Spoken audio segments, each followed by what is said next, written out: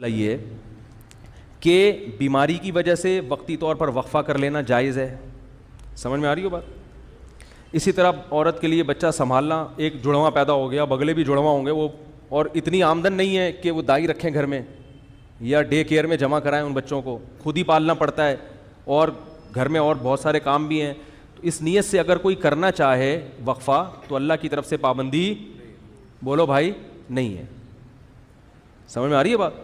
تو پابندی نہیں ہے. کوئی ایسا وقتی عارضی طریقہ اختیار کر کے وقفہ کیا جا سکتا ہے، اگرچہ پسندیدہ نہیں ہے شریعت کی نظر میں. اسلام میں ترغیب یہی ہے کہ نہیں کرو وقفہ، لیکن اگر کوئی کرتا ہے تو جائز ہے.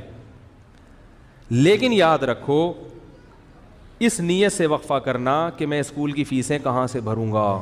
تمام علماء چاہے دیوبندی ہوں، بریلوی ہوں، اہل حدیث ہوں، چاہے وہ عرب ہوں، چاہے وہ عجم ہوں، اس پہ پوری دنیا کے علماء کا ایک اجلاس ہوا تھا، دلائل سے بحث ہوئی تھی. سب کا متفقہ فتویٰ ہے کہ اس نیت سے کہ میری جیب پہ بوجھ نہ پڑ جائے، اس نیت سے وقفہ کرنا حرام ہے، گناہ کبیرہ ہے، اللہ پہ الزام ہے، اللہ کے عذاب کو دعوت دینے والی بات ہے. اللہ کو غضب آئے گا. جس خدا نے تجھے پلا کے اتنا بڑا کر دیا، تو یہ سمجھتا ہے کہ تیرے باپ کی کیلکولیشن کی وجہ سے تو پلا ہے.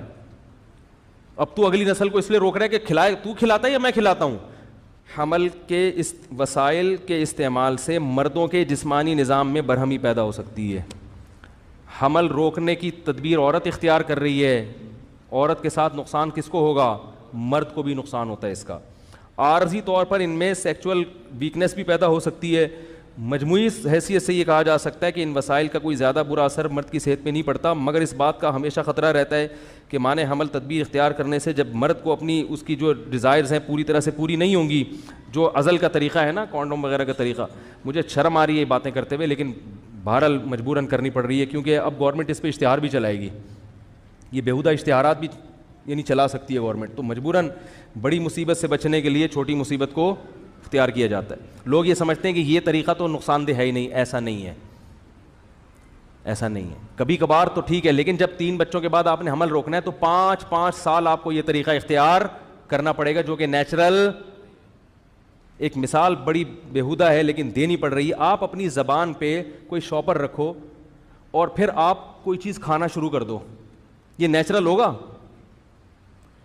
زبان سے جب ہم کوئی بھی چیز رکھتے ہیں نا تو فوراً ایک زبان لعاب خارج کرنا شروع کرتی ہے جو اس چیز کو ہضم. یعنی قدرت نے پوری ایک اس حساب سے ڈیزائن کیا ہے.